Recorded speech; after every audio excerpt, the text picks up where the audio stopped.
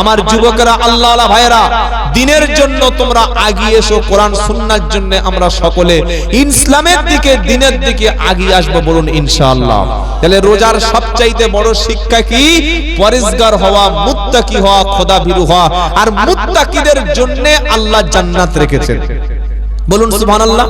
ওয়াসারিউ ইলা মাগফিরাতিম মির রাব্বিকুম ওয়া জান্নাতিন আরদুহাস সামাওয়াতু ওয়াল আরদু উইদ্দাতু লিল মুত্তাকিন। চতুর্থ পারা 6 পৃষ্ঠা, প্রথম লাইনের 133 নম্বর আয়াত, সূরা আল ইমরান। আর আল্লাহ পাক বলছে ওয়াসারিউ ইলা মাগফিরাতিম মির রাব্বিকুম ওয়া জান্নাতিন আরদুহাস সামাওয়াতু ওয়াল আরদু উইদ্দাতু লিল মুত্তাকিন। এত লোকের একসাথে পেশাব লেগেছে মনে হয়। সুগার রোগী নাকি হার্টের রোগী না বিড়ির রোগী? এই যে পাইকারি ভাবে মালগুলো পালাচ্ছে কোথায়? আচ্ছা, মাঝে মাঝে পেশাব লাগে, তাই তো? হ্যাঁ, আল্লাহ কবুল করুক। সুবহানাল্লাহ। কোরআন কি শোনাচ্ছে? ওয়াসারিউ ইলা মাগফিরাতিম মির রাব্বিকুম ওয়া জান্নাতিন আরদুহাস সামাওয়াতু ওয়াল আরদ। ও আমার বান্দা, তোমরা আমার জান্নাতের দিকে, আমার ক্ষমার দিকে দ্রুত চলে এসো, যে জান্নাতের প্রশস্ততা হলো আসমান এবং জমিন পর্যন্ত বিস্তৃত। জান্নাত বিশাল, সুবহানাল্লাহ বলে। একটা ছোট্ট সামান্য পরিমাণ ঈমান, যার জাররা পরিমাণ, সেই ব্যক্তির জন্য এই পৃথিবীর 10 গুণ বড় জান্নাত আল্লাহ রেখেছেন। জোরে বলবেন না সুবহানাল্লাহ?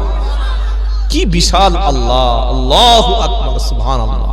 কাদের জন্য আছে? উইদ্দাতুল লিল মুত্তাকিন। আর আল্লাহ জান্নাতটা রেখেছে মুত্তাকি ব্যক্তির জন্য। মুত্তাকি মানে কি? যারা খোদাভীরু, যারা পরেজগার। মুত্তাকি কারা? কোরআন শুনিয়ে দিল, আল্লাযীনা ইনফিকুনা ফিস সাররাই ওয়াদ-দাররাই ওয়াল কাযিমিনাল গায়যা ওয়াল আফিনা আনিন নাস ওয়াল্লাহু ইউহিব্বুল মুহসিনিন। মুত্তাকি তারা যাদের বাড়িতে টাকা থাকলেও, বাড়িতে খাবার থাকলেও ভিক্ষুক এসছে তাকে ফিরিয়ে দেয় না। আবার বাড়িতে অত ভালো অবস্থা নেই, টাকা বেশি নাই, খাবারও নাই, অর্থ সম্পদ নেই, থাকলেও দেয়, না থাকলেও সামান্য অল্পের মধ্য থেকে মানুষকে দেয়। আপনার কাছে কেউ হাত পেতেছে, তাকে ফিরিয়ে দিও না। কোন গরিব মানুষ ইফতারের সময় সামনে এসেছে, কিছু না দিতে পারলে দুটো খেজুর দিয়ে দাও। রমজান মাসে একটা ভালো আমল করবেন, প্রত্যেকদিন অন্তত একটা রোজাদার ব্যক্তির জন্য হলেও কিছু সামান্য খাবারের, ইফতারের ব্যবস্থা করবেন। কারণ একজন রোজাদার ব্যক্তিকে কেউ যদি ইফতার করাতে পারে, আমার নবী বলেন রোজাদার ব্যক্তিকে ইফতার করানো মানে হলো রোজার মতো সমান সওয়াব পাওয়া গেল। মুত্তাকি তারা আছে, দিচ্ছে, অত বেশি নাই, যা ছিল অল্প, ভাই এটা নিয়ে সন্তুষ্ট হও। এটা মুত্তাকিদের বৈশিষ্ট্য। থাকলেও দেয়, না থাকলেও যতটুকু সম্ভব মানুষকে দেয়। দেবো ইনশাআল্লাহ। 2 নম্বর মুত্তাকিদের নমুনা কি? ওয়াল কাযিমিনাল গায়যা। 2 নম্বর হলো রেগে গেলে নিজের রাগকে কন্ট্রোল করে। মসজিদে আসরের নামাজ পড়েছে, 17টা রোজার দিন আসরের নামাজ পড়েছে, আর সেদিন প্রচুর গরম পড়েছে, বুঝলেন? মাথা পুরো খচে আছে। আর 1 ঘন্টা 20 মিনিট পরে মাগরিবের আজান হবে, খালি ভাবছে কখন খাবো, কখন খাবো। একে বুড়ো লোক, আর ব্রেন খচে গেছে। রোজা করলে মানুষের মাথা ঠিক থাকে। তখন এই মসজিদ থেকে বাড়িতে আসছে, হাতটা পিছনে এরকম করে দিয়ে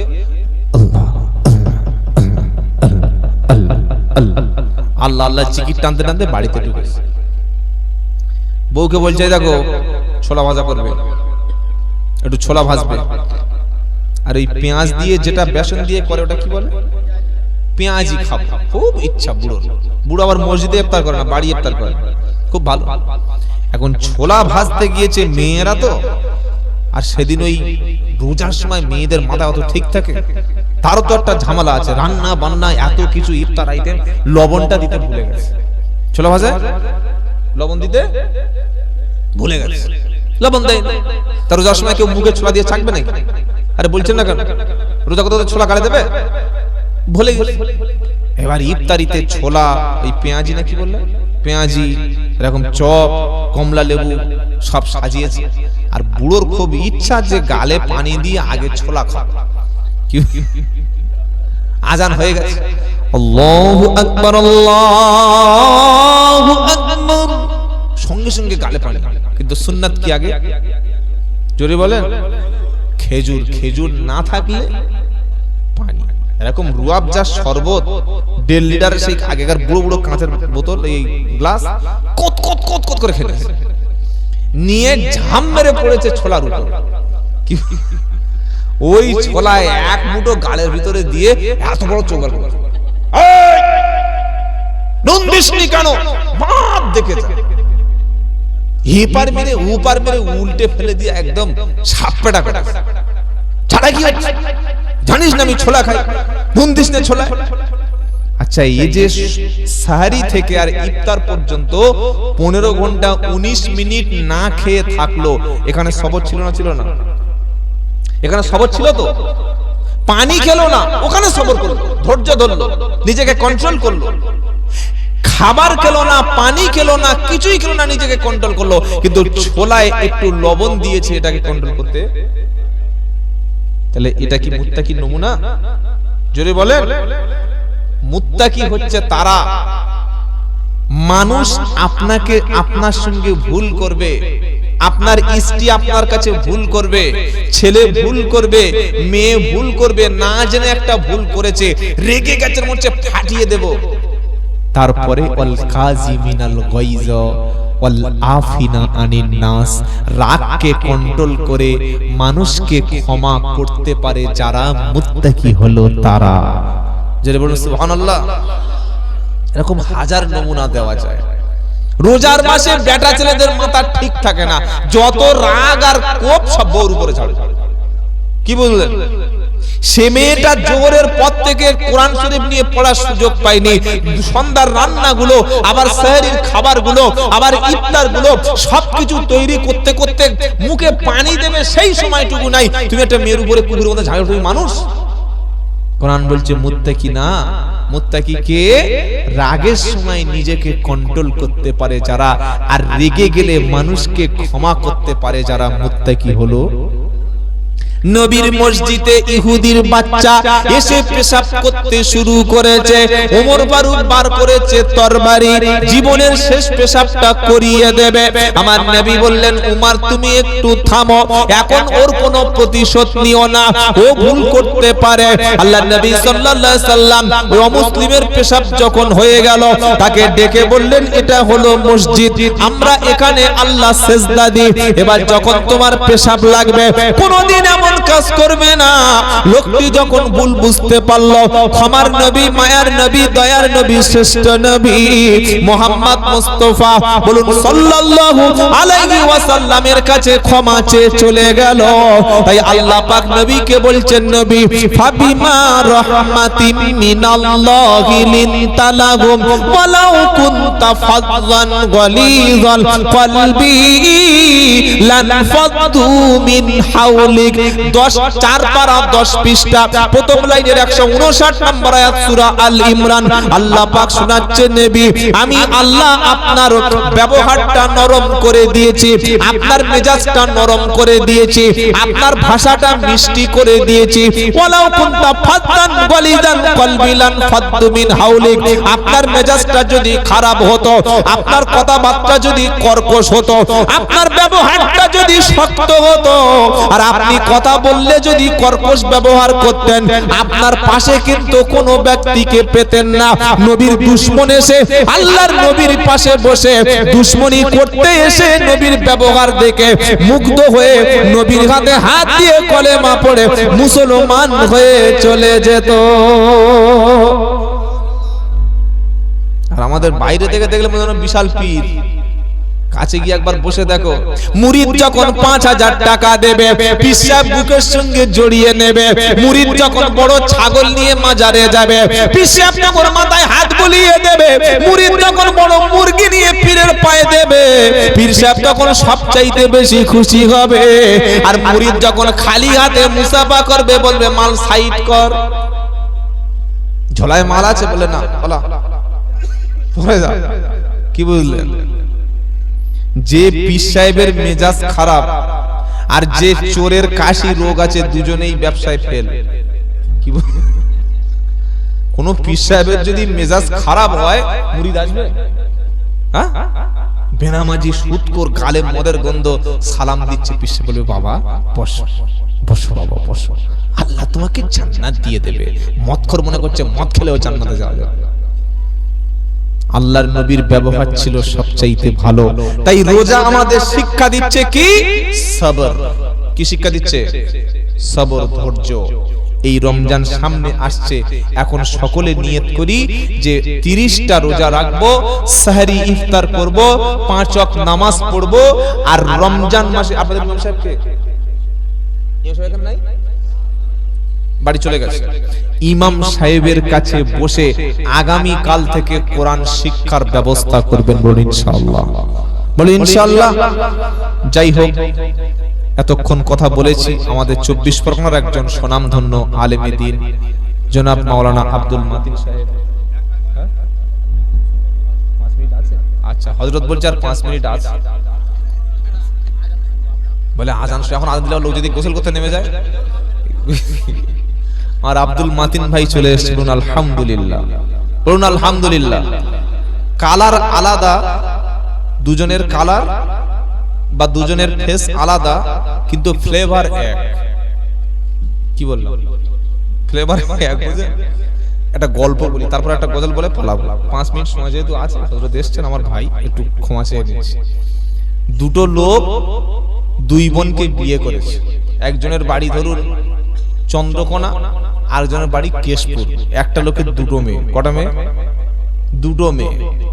তো 2টো মেয়ে আবার যমজ মেয়ে। যমজ মানে বোঝেন তো? দেখতে একই, কালার একই, সবকিছু ডিজাইন একই, পুরো সিস্টেম সব একই। এখন দুজনে বিয়ে করে, দুটো বিয়ে করে মানে 2টো ছেলে। এখন দুজনের কি হবে? সরু ভাই, আমরা বলি ভাড়া ভাই। 24 পরগনা। তো 2জন বোনের দিকে রান্না করছে, আর 2জন ভাড়া ভাই জলসায় আসছে, বুঝলেন? দুজনে গল্প করতে করতে তখন একজন বড় বোন এটা জিজ্ঞেস করছে, বড় ভাড়া ভাই বললে, হ্যাঁ রে, তুই তো 2 বছর বিয়ে করলি, তো এই যাকে বিয়ে করলি ওই মিনা কেমন মেয়ে? বলছে ভালো, মানে টেনে বলছে, তার মানে যে কি মাল পেয়েছে ও জানে। তখন ছোট ভাড়া ভাইটা বলছে, ভাই শুনেছি নাকি সবচাইতে ভালো বউটা তোমার হয়েছে। বলিস না, ওর জ্বালায় জ্বলে গেল। যখন বড়টা বলেছে জ্বলে গেল, তখন ছোটটা মনে করছে তাহলে নিশ্চয়ই ঠকেছে। কি বুঝলেন? ও আগে ঠকেছে, পরে আমার ঠকিয়েছে। তখন ছোট ভাড়াটা বলছে, হ্যাঁ গো, তো দেখাশোনার সময় যখন গেলাম, তুমি তোমার হাত ধোয়াচ্ছিলে আর বলেছিলে মেয়েটা ওই রকম ভালো, ওই রকম বলছিলে কেন? বললে আমি যে ফ্লেভার নিয়ে মাল খেয়ে ঠকেছি, ওই মালটা তোকে একটু টেস্ট করানোর জন্য তোকে নামটা করে দিয়েছি। কি বুঝতে পারলেন? দুজন যে দেখতে পাচ্ছেন, দুজনের ডিজাইন আলাদা, কিন্তু ফ্লেভারটা এক। আরো ভালো ভালো কথা তিনি কোরআন থেকে শোনাবেন, বলুন ইনশাআল্লাহ, বলুন ইনশাআল্লাহ। আল্লাহওয়ালা ভাইরা, ন্যায়নিষ্ঠ মানেরা, আজ থেকে সকলে 5 ওয়াক্ত নামাজ পড়বো, বলুন ইনশাআল্লাহ। সকলে নিয়ত করুন যে নামাজ আর কখনো ছাড়বো না, বলুন ইনশাআল্লাহ। আর একটা জিনিস বলে যাচ্ছে, প্রত্যেকে ওয়াদা করুন। এখানে বেশিরভাগ যুবক লোক দেখতে পাচ্ছি, জওয়ান ছেলে, ইয়ং ছেলে। অনেকে হয়তো কোরআন জানেন না। এলাকায় অনেক ভালো ভালো আলেম আছে, ইমাম সাহেব আছেন। ইমাম সাহেবের কাছে বসে কোরআনটা শিখে নেবেন, বলুন ইনশাআল্লাহ, বলুন ইনশাআল্লাহ। কোরআন শিখবেন, নামাজ ধরবেন, কোরআন শিখবেন, নামাজ ধরবেন, আলেম ওলামাদের সোহবতে থাকবেন, জীবন পাল্টে যাবে। আর যাদের বাপ মা বেঁচে আছে, মৃত্যু পর্যন্ত বাপ মার খেদমত করবেন, বলুন ইনশাআল্লাহ। বাপ মা যার উপরে রাজি, আল্লাহ তার উপরে, আল্লাহ তার উপরে রাজি।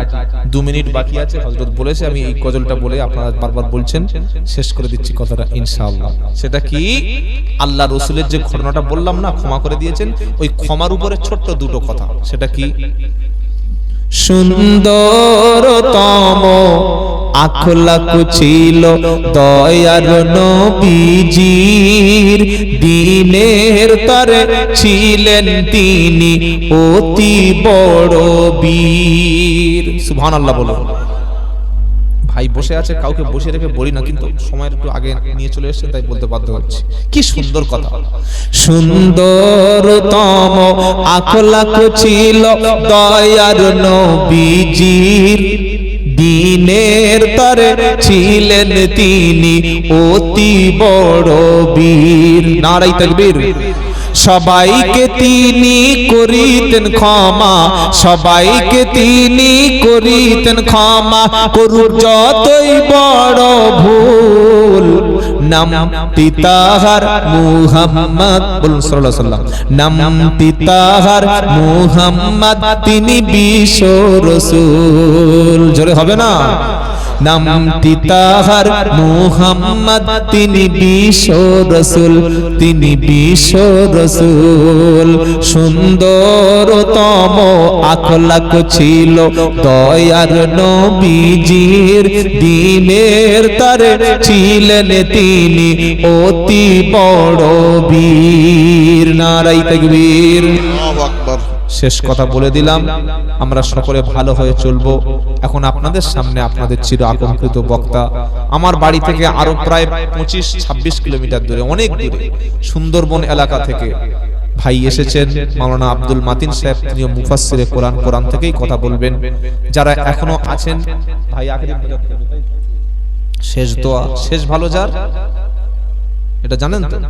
তো ফাঁকা চেয়ারগুলো তাহলে পড়ে আছে। এই বাবা, পিছনে যে সমস্ত ছেলেগুলো ঝিমুচ্ছে, সামনে একটু উঠে এসো, এসো এসো, কোমরের বাতটা একটু ছেড়ে যায়, এসো এসো। তাকবীর দেন, নারায়ে তাকবীর, আল্লাহু আকবার, নারায়ে তাকবীর, আল্লাহু আকবার। বাৎসরিক ইসলামিক জলসা জনাব মাওলানা আব্দুল মাতিন সাহেব জিন্দাবাদ, নারায়ে তাকবীর, আল্লাহু আকবার। আল কোরআনের আলো, ঘরে ঘরে জালো, আল হাদিসের আলো, ঘরে ঘরে জালো, নারায়ে তাকবীর। ওয়া আখিরি দাওয়ানা আনিল হামদুলিল্লাহি রাব্বিল আলামিন। আসসালামু আলাইকুম ওয়া রাহমাতুল্লাহি ওয়া বারাকাতুহু। মাইকটা তুমি চেঞ্জ করে দাও। এখন আপনাদের সম্মুখে অনেকক্ষণ ধরে আমাদের হযরত আলোচনা করেছেন। এখন যিনি আমাদের সামনে উপস্থিত রয়েছেন, উনিও মাশাআল্লাহ, সামনে আমরা হয়তো ভাষায় বুঝতে পারবো। আমরা অনেকেই ওই জলসা শুনেছি জয়নাল আবেদিন সাহেবের, দ্বিতীয় ডুপ্লিকেট জয়নাল আবেদিন সাহেবের কণ্ঠে আমরা কিন্তু পুনরায় বয়ান বক্তব্য শুনবো ইনশাআল্লাহ।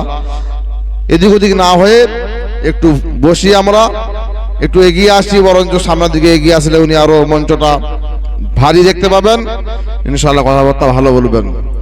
এখন আপনাদের সম্মুখে জনাব হযরত মাওলানা আব্দুল মাতিন সাহেব সুন্দরবন এলাকা থেকে এসেছেন, উনি বক্তব্য রাখছেন। আর উনাকে বরণ করে নিচ্ছেন আমাদের গ্রামের মাস্টার সাইদুল্লাহ ভাই সাহেব।